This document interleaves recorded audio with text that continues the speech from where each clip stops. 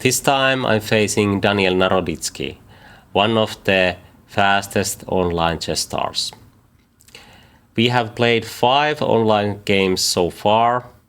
He has beaten me all of them, though in a few I had real chances. This one is an interesting fight. Let's see what happened. Naroditsky was white and I was black here. e4, c5, knight f3, d6, bishop b5. Not the main line, but quite a dangerous one. And as far as I know, Naroditsky plays this kind of own lines, which he knows very well, and he can play those very quickly. I played knight d7. Of course, bishop d7 is a good option. Also, castling and a6, and I tried to hit the bishop before rook e1 happens, because after rook e1 white can play bishop f1, and that can be a good position for white, and that's why a6 was played immediately. Bishop d3 looks quite clumsy on d3, but white is going to play c3, bishop c2 and d4, and then bishop is quite useful on c2. I played g6. There is many ways to play, but this is one line. Bishop g7, bishop c2, and now I decided to play e5. But this is not a good move, because there is some square weaknesses which can be very annoying later on, as we will see. Probably the best idea is just to develop the knight or play b5, and if b5, d4, maybe taking here and then bishop b7 or bishop b7 immediately. There is also one quite interesting option according to the computer. Now it's the first line, knight e5.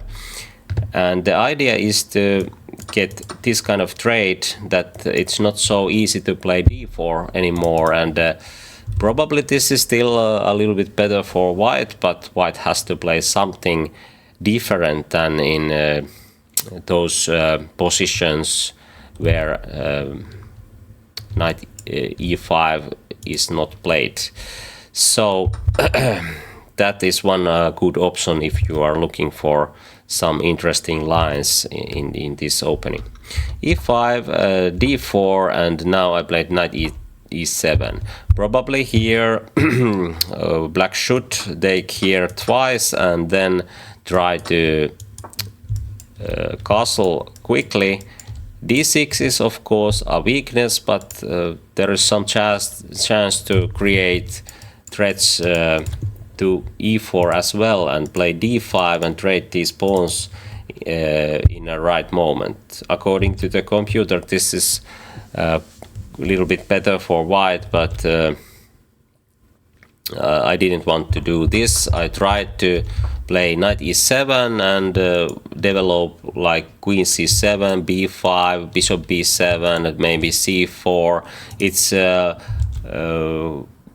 It looks quite similar than in Ruilove's main lines, but here white played strong idea, first taking here and then a4, and now this prevents b5. In some cases white can play a5 and try to prevent any kind of c4 ideas. If black can play c4 in right moment, this bishop is bad, and there is chance to create some play, but there is it takes too many moves. If white plays correctly, this position is clearly better for white, as we see. Knight a3 was a good choice. White can develop knight to c4, and then there is some threats already. Queen c7, knight c4. One option is just trade queens, because black's position is so loose that there is many chances to win pawn or two. knight b6 was my idea, or my move here, to trade these knights, and even if he goes with knight e3, the idea is to play knight d5 after a5, and now I played a5 by myself because now I can trade if knight jumps here. If knight jumps here, this is already better for me because this pawn is already weak.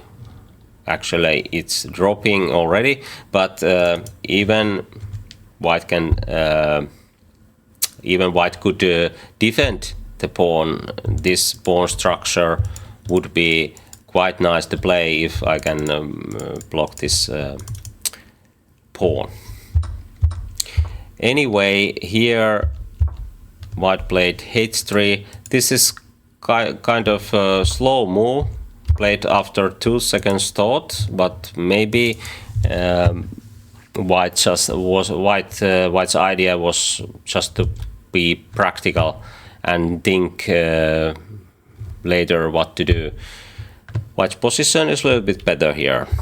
I played c4 immediately, tried to stop this bishop, and if I have some extra time I can prevent all those threats and try to create some threats.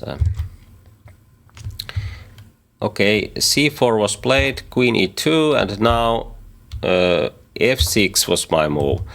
This is a good move if I have a chance to play bishop e6, but this if is too big if, because now he can play b4, and this diagonal will be white's after I take on b3. And if I don't take, my knight is in trouble, or I can't make those plans what I want to do.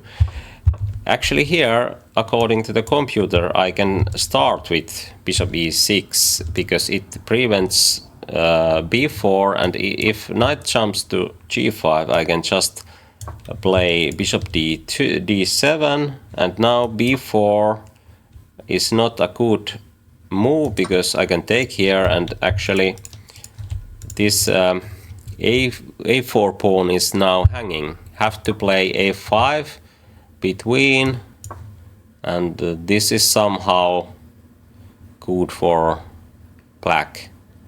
Okay, there's many pawns hanging, and of course this position is far from clear, but it seems that black is at least okay. Okay, f6 and then b4. This was a surprise for me. I didn't expect that kind of move. Bishop e6, and he played bishop a3. Okay, I played rook here. The idea is to bring my bishop to f8. He took on a5. I took back, and then bishop b4. Rook here. I tried to give some support to d6 if rook d1 happens, like he did. Then knight a8 looks very passive, but the idea is to cover the square. In some cases I might have chance to play b5, but as we see, computer thinks that this position is already winning for white. Knight d5 was played by Naroditsky, and I took. He took back, and then bishop f7, d6, queen d7, and this looks very very dangerous for black. But here suddenly I got some chances. I played b5 and he took here, and now I'm back to the game. Actually here is a very interesting moment, because if white just keeps these pawns here and bishop b4, this knight is trapped on in the corner, and white can create some play on king side, like h4, h5 or something like that. And d6 is not dropping because there is always some kind of tactical chances for white. But here he took on b6, and this was actually played immediately, and maybe it was a little bit too quickly for his side, because now I have some chances to bring my knight back to the game, and d6 might be even a weakness. Okay, I took on f1, he took back, and then knight took on b6, rook a6, and now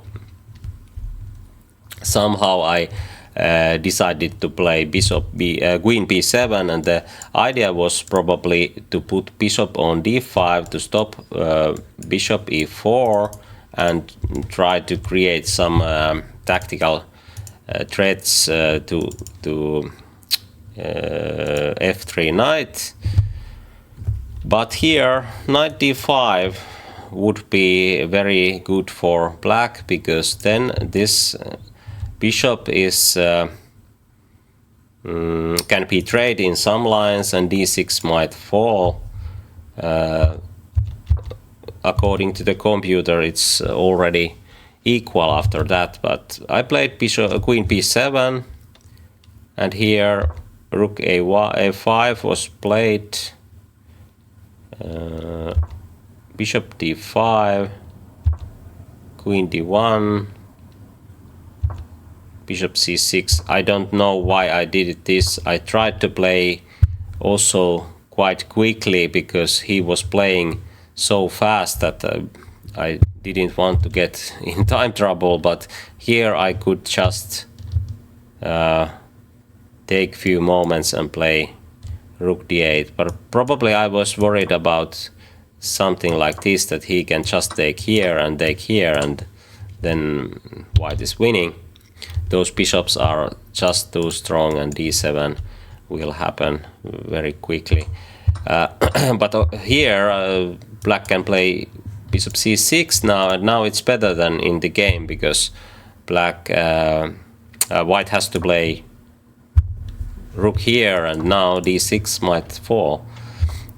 Okay, but in the game I played bishop c6 immediately, rook c5, bishop f8, and here h4 was played by Naroditsky, and this is very good move. According to the computer, there is many others, and maybe I can have some chances if I play rook d8, but this kind of attacking ideas are very threatening, especially in blitz games, because it seems that after h5 the knight will jump on h4 and queen will join the attack and have to do something, and somehow I played king g7. I thought here something like 20 seconds, which is quite much in blitz games. Even in this game we had increment. This was played in Title Tuesday tournament, and I could probably think a little bit more and try to find a way to drop this pawn, but I think h5 was too threatening. Okay, but now it looks, okay, the rook d8 is hanging. Not so easy to see what will happen. According to the computer, white can even try to create tactics like this, because this bishop is untouchable, rook is hanging. Okay, looks quite unclear to me. Anyway, in the game I played king g7, and here h5 was happening. I took on f3, which is a mistake. Actually, king g7 was already a mistake, so this is the... Okay, now it seems that white's position is winning, but somehow I still got some chances. h6 was played, and here I missed bishop a4. Very nice idea, and now knight is hanging, and d5 needs some protection, so I can't keep an eye both, and he can just trade these pieces and play queen d5. And the problem is that queen will go to g8, and I don't have good chances to prevent every threat after that. If queen goes to e6, then queen b7, and if I go here, he can take this pawn, and eventually h pawn is the one which will promote, not the d pawn. Okay, here I decided to do king e8, and now he immediately played queen g1. And actually I think I was looking for e4, but somehow I trust my opponent, and I didn't do that, because now e4 gives good chances to get draw, at least good chances to level the position, because now if white takes here, there is perpetual check. I can just give a check on d1, g4, h4, and so on. And if queen goes to c4, for example, I can take here. Now there is some tactics. If white plays something like what he can do, maybe check, queen f7, and then okay, maybe if queen gives a check, just king e8, and if white takes here, I can take this one, and this is quite easy to play even in time trouble. Anyway, here I didn't see that one, and the end was very quick, and he just took on h7, and now there is nothing I can do. I tried to play e4, and now if he takes here, I can make it same perpetual idea, but of course he will find the right moves in this kind of position. He took on g6, and after king d7 he just took on e4, and now g4 square is covered and h5 is covered, so I don't have any chances to create perpetual check, and this h pawn will promote, and the end was here. I resigned after f takes e4. Okay, that was an interesting fight. I had some chances, but didn't find those options in the game. I hope you enjoyed this one. Thanks for watching.